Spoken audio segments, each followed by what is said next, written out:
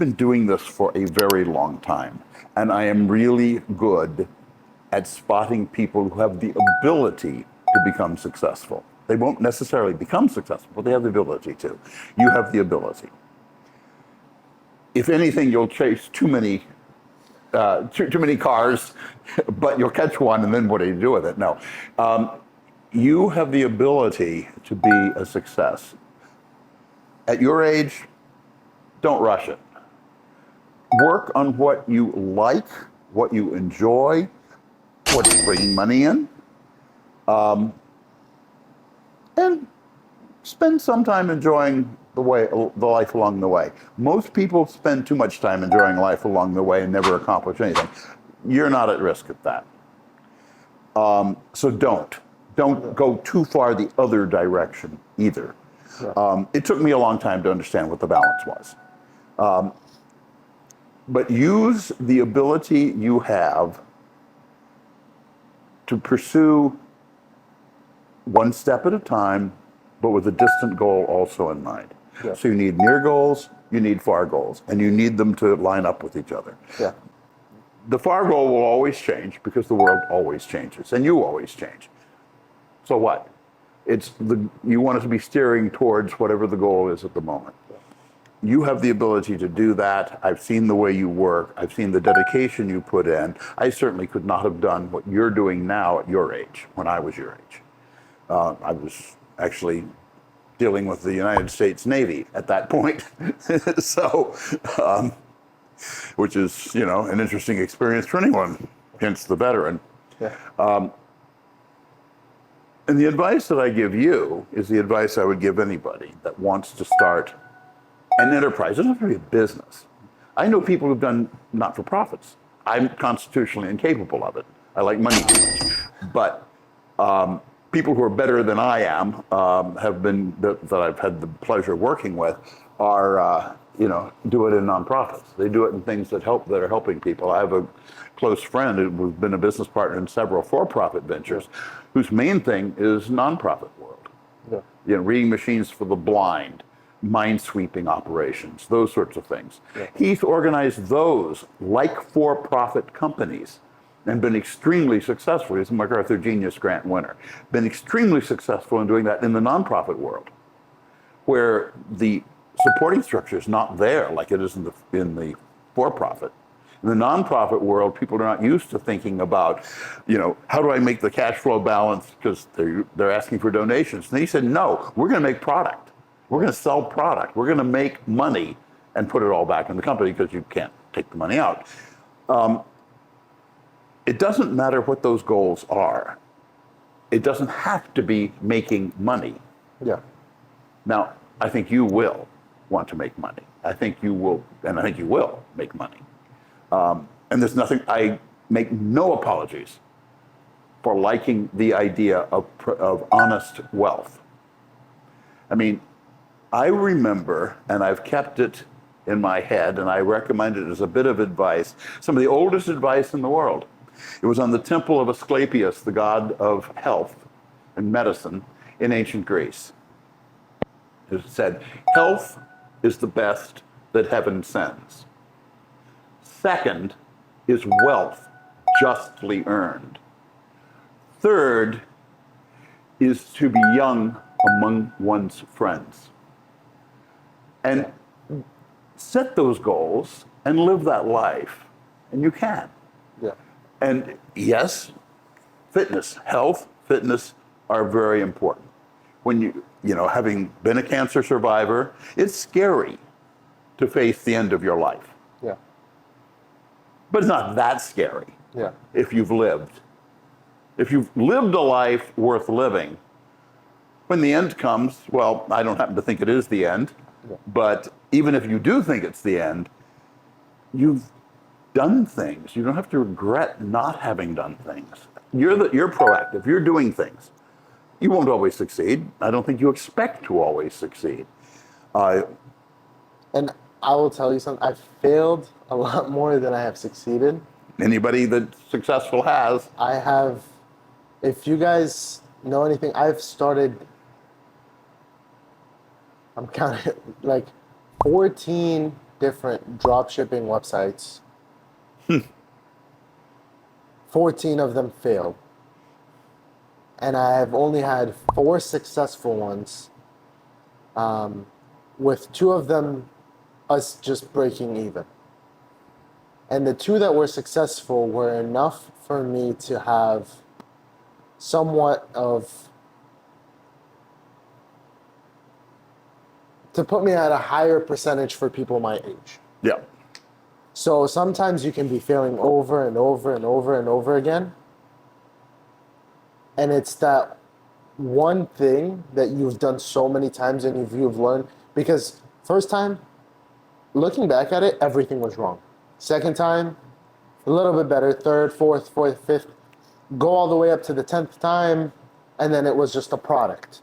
Because I had the website well made, I had the ads well made, I had this, because I failed 10 times before that. So Right. It's hard to not give up, but it's also easy to not give up. Yes. And the trick is not only knowing how to stay, but knowing when not to. Know when you're beating a dead horse. That's always been my hard problem. I tend to stay too long. Okay, fine. I'd rather stay too long than quit too soon. Yeah. Because I've been very successful after having to fight my way through some pretty awful times. And I can see you having the stick-to-itiveness to do that. And I recommend to anybody that they, get used to a wild ride, but it's fun. I wouldn't have it any other way. I've been an entrepreneur all my life, or, practically all of my working life. I worked at Jet Propulsion Labs, and I worked briefly for Ford Aerospace, and other than that, I haven't had a real job in my life. Yeah. And I've done pretty well. How would you say, for example, because most of my audience are people my age, Mm-hmm. how would you say someone my age can make his first $1 million? That's my goal. I would love to make $1 million this year. I don't know if I could with the numbers unless someone gives me $1 million. But I'll answer your question, yeah, but I'll give you the real answer first. yeah, And the real answer is make your first 100,000 and then go on. how can someone make their first 100K? Pay attention to where you see money coming in now, where you see demand, not just for your time, but for your abilities. And then focus and concentrate on turning that into something that you're successful with. Be careful of those who see your ability and want to use you.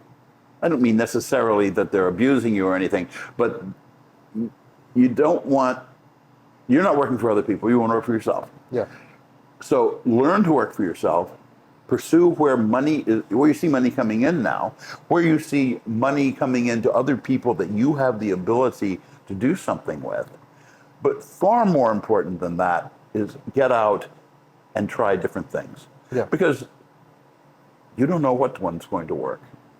You don't need 1 million successes in your life, you only need one. yeah, And the old thing is about for investment, for venture capital investment. The people have said half the companies fail very quickly. Of the top 10, 5 fail very quickly. 3 more are the walking dead, meaning they don't fail, but they don't really make anybody much money either. They kind of keep the employees employed, and that's about it. And then 2 are often great and really great successes. You're not going to find those 2 by thinking through it. You're going to find those 2 by going out and doing things and trying things and looking at what other people are being successful at and what you're being successful at. But remember, it's your life, not theirs. You're going to pursue it the way you want to pursue it. And you're going to change the way you do it if it doesn't work. That's the important thing. The best way to make your first $1 million is to not be looking at making your first $1 million. Look at producing value in the world. Look at producing something that other people want. For me, it's always been products. It's been high-tech products, but that use pretty advanced technology. But it can be, I have a good friend, we interviewed him on Blue Steel Adventure, Yeah. that makes boxes. Yeah. Corrugated paper boxes. Yeah. And he's made far more money than I will ever see Yeah. in doing that. And that was the biggest thing. So when I did drop shipping, I learned something very big. It's not necessarily about the product. Mm-hmm. It's about the consumer and if the product is in need. Because I have had a friend in drop shipping make 10 times more money than I've ever made in a month selling envelopes. Envelopes? Envelopes. And it's simple pack of envelopes. And you know, his biggest consumer was his age range was 50 to 80 and female. Okay, the only people who write letters. And when he was making his advertisements, he was only marketing those people. And it wasn't anything special. It was just simple paper envelopes that you can go to the dollar store and buy, or you can go to your local Fred Meyer and buy anywhere. It was not even that they were cheaper, because they were probably cheaper on Amazon. He just marketed the right people, and he created that need. And that's all it is like, you know, Yep. I feel that if there is one skill, and I want you to give your input on this, but for me, if there is one skill that a person needs to have, it's sales. Mm-hmm. Absolutely. And if there is one skill that you need to be a millionaire, it's sales, you know? But it's not sales as you may be thinking of it, of the ability to sell a Yeah. product. It's the ability to sell yourself. Yes. And if you can sell yourself, you can sell a product. Yeah. And the way you sell, at least I sell, and I've known an awful lot of actual salespeople, and I've worked with them, and they're no more integrity challenged than anybody else is that have a good product and sell it honestly, Yeah. and people will buy it. Yes. Now, of course, you push and you advertise and you go to shows and you talk and you talk and you talk, but if you have a good product, if you believe in that product, and if you pay attention to the customer and what the customer actually wants, one of the things that always amazed me in business was that people were wondering what the customer wants, and I said, why don't you ask them? Yeah. You know, the easiest way to find out what somebody wants is to ask them. So ask them. Yeah. Find out what your customers want. What would make this better? What would make this easier? What would you buy more of? And you'll find that they will quite often tell you. Yeah. But it's often very simple things, like the envelopes, like the corrugated boxes that people want to buy. I'm not interested in those areas. I'm interested in high tech because I like, you know, artificial intelligence and pattern recognition and all those things. And I probably could have made a great deal more money than I have by pursuing something that had a broader consumer base. Yeah. Yeah, but I wouldn't have had as much fun.